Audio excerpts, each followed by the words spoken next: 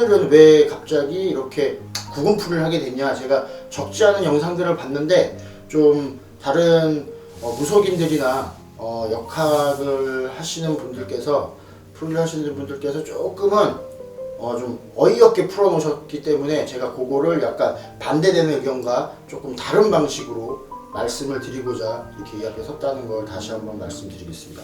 한반도가 경금이라는 경자에서 그 경이 금에 해당하거든요. 목화토금수에서. 근데 경이라는 글자가 오면 구군이 사나웠어요. 예를 들어서 1910년 경술국치, 그때 경술련이었거든요. 경술련에 일어난 나라의 치욕을 경술국치라고 해요. 그러니까 일본한테 주권을 뺏겼죠, 그때. 근데 저는 역사학자가 아니기 때문에 굳이 경술국치에 대해서 설명하지는 않겠습니다. 그리고 그때도 경자년이었어요. 1960년. 그때 4.19 혁명이 일어났었죠. 그때 국민들이 대놓고 일어났었어요. 그리고 경신년, 1980년입니다. 그때 광주 5.18이 일어났었어요. 네, 이런 식으로. 그리고 다른 선생들은 1950년 경인년, 그리고 2010년 경인년, 예, 한 바퀴 돌았죠. 60년이 한 바퀴 돌다 보니까 경인년이 똑같은 거예요. 1950년 경인년, 2010년 경인년. 요때 나라에 난리가 났었죠. 예. 이렇게 경금이 오면 한반도가 조금 사납습니다. 왜 그러냐 하면 그 이유는, 자, 우리나라가 동방예의주의라고 동이민족이라고 하죠. 그리고 동쪽이라고 얘기하지 않습니까? 자, 그래서 우리 동쪽을 뜻하는 오행은 목에 해당을 해요. 그래서 그 중에 하나가 갑이라는 글자인데, 우리나라가 갑이라는 글자는 맞아요. 근데 이 갑이라는 글자가 왜 어떻게 제가 계속 설명을 하겠지만, 제가 이렇게 나선 이유는 뭐냐 하면, 다른 선생들은 조금 터무니가 없어요. 뭐냐 하면 표적이 없어요.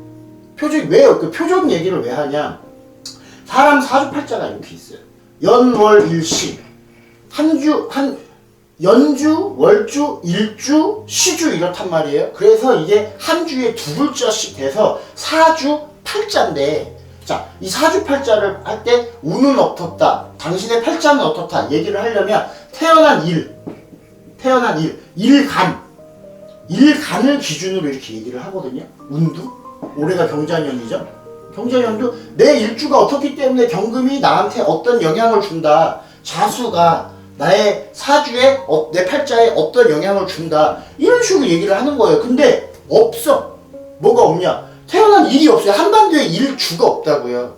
그러면 그 사주를 어떻게, 그 일주를 어떻게 푸냐라는 거지. 구군을 어떻게 얘기하냐라는 거지. 도대체 무슨 근거로 말하는지를 모르겠고, 얘기를 들어보면 그 사람들도 갑으로 본 건 맞아요. 그러니까 갑경충 해서 설명을 하는 건데, 왜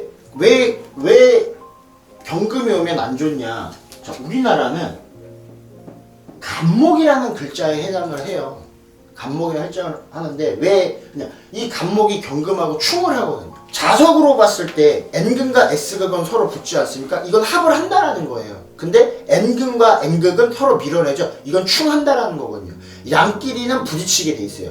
그래서 음과 양은 합을 하게 돼 있습니다. 모두 이제 그 글자들이 다 있지만, 음과 양이를 다 합을 하는 건 아니지만, 대체적으로 합을 하려면 음과 양이 합을 해야 돼요. 양끼리, 음끼리는 합을 절대 하지 않아요.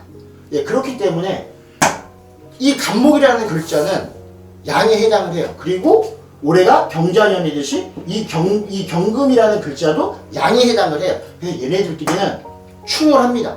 양금과 양목이 충을 해요. 그래서 사납다고 해요. 왜? 내가 갑목이 당하는 입장이거든요. 그래서 어떤 선생님들이 어떤 근거로 그렇게 해서 얘기하는지 모르겠지만, 조금 저는 좀 더 디테일하게 설명하기 위해서, 사람이 태어난 일진이 있듯이 그게 일주가 되는데, 일지가 돼. 저는 방향이나 이런 거보다 저는 우리나라의 민족성, 우리나라 한민족들의 한반도에 태어나서 살고 있는 이 민족성을 가지고 일주를 가져봤어요. 그리고 이걸 하다 보면은 갑술이라는 글자가 나옵니다. 개술자인데, 자, 이 술토라는 이 술이라는 글자는 토에 해당을 해요. 1년 12달 했을 때 9월에 해당을 하고, 그럼 여기에는 뭐가 숨어져 있냐면, 이 술토라는 지지 속에는 이렇게 신정무라는 글자가 이렇게 암장돼 있어요. 이게 지장간이라고 하는데, 이 신이라는 거는 목화토금수의 금에 해당하고, 얘는 이 정이라는 글자는 화에 해당을 해요. 그리고 이 무는 토에 해당을 합니다. 넓은 대지를 뜻하기도 하죠.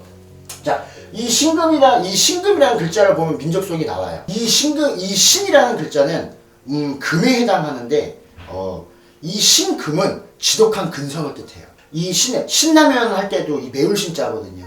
그래서 이 지독함을 뜻합니다. 금이라는 거는 단단함을 뜻하지 않습니까? 그래서 이 신금은 옛날로 따지면 이조 시대로 따지면은 사대부를 뜻하기도 해요. 왜? 이 신금이 간목에 있을 때 정간, 이 금이 목을 치는데 이 음금이거든요. 그래서 점잖은 척하고 한단 말이에요. 우리나라 사람들 어디 가면 양반인 척하고 점잖은 척 하지 않습니까?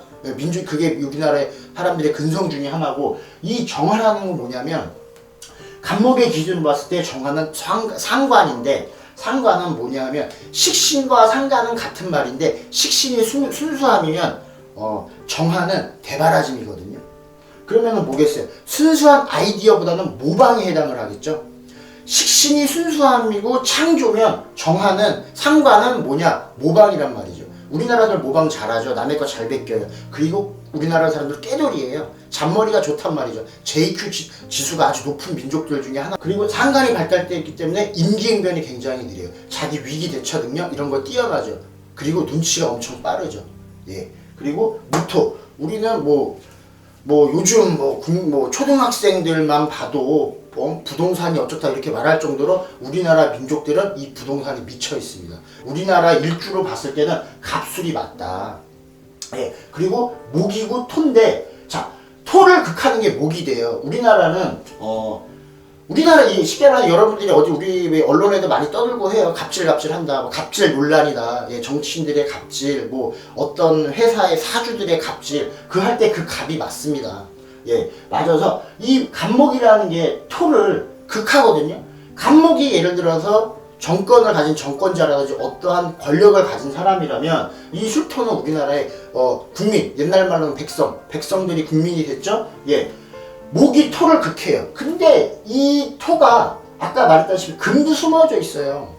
예. 그리고 가을을 뜻해요. 가을은 금의 계절이거든요. 그러다 보니까 억압을 하려다가 자기가 힘으로 누르려다가 오히려 대의를 당하는 거거든요. 우리나라 민족들 열받으면 촛불 갖고 나가서 대통령도 끌어내리는 민족이에요. 그런 걸로 민족성으로 봤을 때 갑술이 맞다. 갑술을 기준으로 한번 오늘 구군에 대해서 설명을 해볼까 합니다. 한반도 갑술을 기준으로 보고 올해 병자년이 이렇게 왔어요. 이렇게 우리가 갑술이라는 기준을 두고 경자라는 운을 가지고 얘기를 한번 해보려고 합니다. 왔을 때 오행으로 한번 얘기를 한번 해보도록 하겠습니다.